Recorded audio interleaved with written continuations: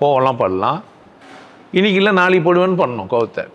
கோவம் வந்தால் உடனே அதை நான் வெளிப்படுத்த மாட்டேன். அட்லீஸ்ட் ஒரு மணி நேரம்னாச்சும் பொறுத்து தான் என்ன பண்ணுவேன், கோவத்தை வெளிப்படுத்துவேன்னா சூப்பரான ஆள் நீங்கள்.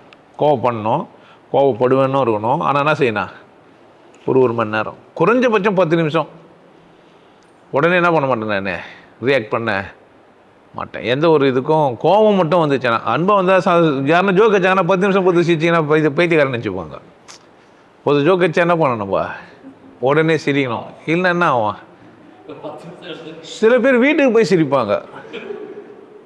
நம்ம இங்கே ஜோக் வச்சுருப்போம், வீட்டில் போய் டக்குன்னு ஞாபகம் வரும். வீட்டில் சுற்றிக்கிறவங்களாம் பார்த்து டென்ஷன் ஆகிடுவாங்க, ஏன் பைத்தியம் ஆகிடுவேன்ட்டு. ஆனால் கோவம் அப்படி கிடையாது. லேட்டாவோ வீரியம் அதிகமாகிடும். அதான் கோவம், அதான் எது வரணுமோ அது வரலாம். சந்தோஷம் வரலாம், மகிழ்ச்சி வரலாம், கொண்டாட்டம் வரலாம். கோவம் மட்டும் குறைஞ்சபட்சம் 10 நிமிஷம், குறைஞ்சபட்சம். ஓசோ கதையில் ஒரு கதையில் படித்தேன், கோவப்பட்டாக்க ஒரு நாள் 10.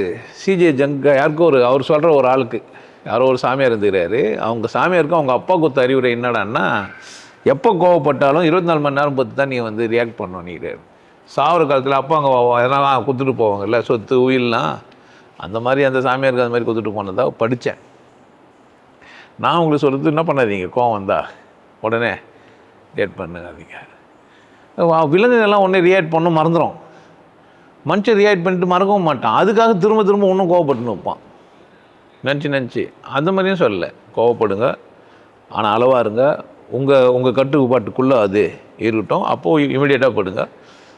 எல்லாம் மீறி போகுது, கண்ணு செவக்கிற மாதிரி ஆகுது, நாக்கு காஞ்சிரமாகுது, ஐயோ அப்படின்ற மாதிரி உடம்புக்குள்ளே சொல்லும். கட்டுப்பாட்டை இழக்க பார்க்கும், மயக்கம் வரும், தள்ளும், என்ன பண்ணுறனே தெரியாது.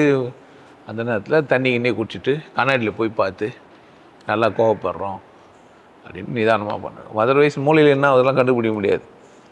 கோபம் உங்களை பாதிக்காத வரைக்கும் நல்லது.